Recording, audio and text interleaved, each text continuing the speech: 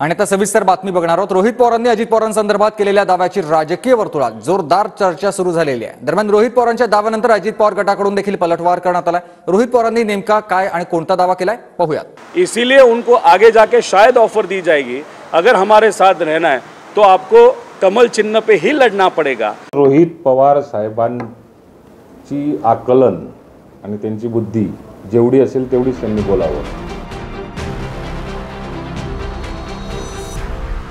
शरद पवार गटाचे नेते रोहित पवार यांनी अजित पवारांसंदर्भात मोठा दावा केला। लोकसभेमध्ये अजित पवारांचा भाजपला फायदा झाला नसल्यानं विधानसभेत कमळावर लढण्यासाठी भाजपकडून दबाव टाकण्यात येतोय, असा दावा रोहित पवार यांनी केला। दरम्यान रोहित पवारांनी केलेल्या दाव्यानंतर आता अजित पवार गटाकडूनही प्रत्युत्तर देण्यात आला। अजित दादा का जो फायदा लोकसभा में होना चाहिए था वो नहीं हुआ। अभी फायदा जो नहीं देते वो भाजपा कभी अपने पास में नहीं रखते, इसीलिए उनको आगे जाके शायद ऑफर दी जाएगी, अगर हमारे साथ रहना है तो आपको कमल चिन्ह पे ही लड़ना पड़ेगा, नहीं तो आपके 12 आमदार ऑलरेडी हमारे टच में है, जैसे बीजेपी के टच में। और जिस व्यक्ति ने बीड़ जिला से एक आमदार ने मेरे बारे में कुछ कहा तो वो भी व्यक्ति बीजेपी के साथ कांटेक्ट में। तो ये जो चीज़ें चल रही है, आगे वाले 1 महीने में बहुत बड़ा बदल इस महाराष्ट्र में होते हुए दिखेगा। रोहित पवार साहेबांची आकलन आणि त्यांची बुद्धी जेवढी असेल तेवढीच त्यांनी बोलावं।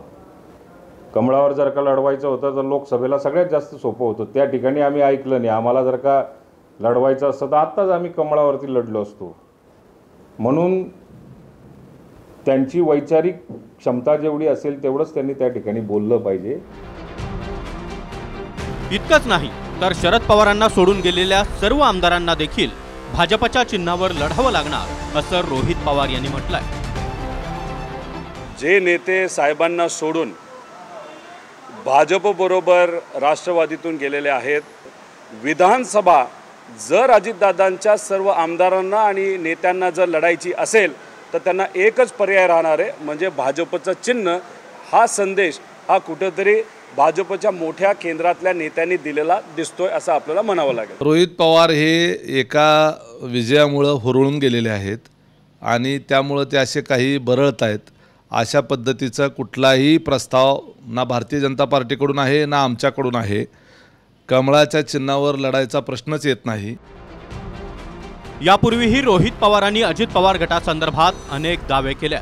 काही दिवसांपूर्वीच रोहित पवारांनी अजित पवार गटाचे 18 ते 19 आमदार शरद पवारांच्या संपर्कात असल्याचा दावा केला होता। त्यांच्या या दाव्यानंतर अजित पवार यांच्याकडून जोरदार पलटवार करण्यात आला। विक्रम, आ तो गए, जाओगे कैसे? बड़े आराम से। देखिए ये देश हेलो, मैं आ रहा हूँ और हाँ, भगा कर ले जाऊंगा। सिक्योरिटी,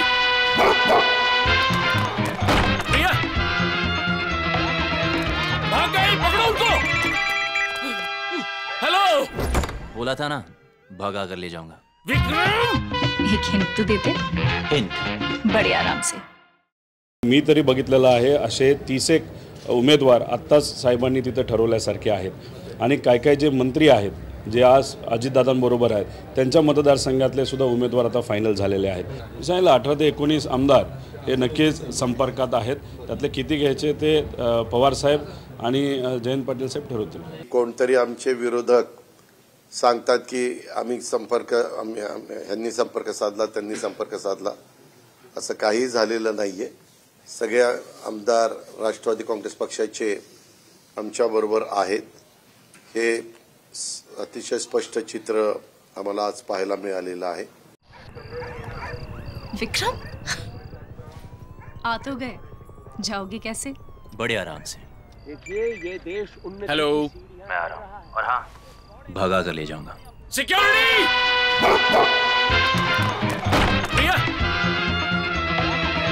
भाग गई, पकड़ो उनको। हेलो, बोला था ना, भगा कर ले जाऊंगा। विक्रम, एक हिंट तो देते। हिंट, बड़े आराम से। रोहित पवारांनी केलेल्या दाव्यानंतर राजकीय वर्तुळात चर्चांना उधाण आलं। मात्र त्यांच्या दाव्यावर अजितदादा काय उत्तर देणार हे पाहणं महत्त्वाचं असेल। Bureau report, TV9 Marathi.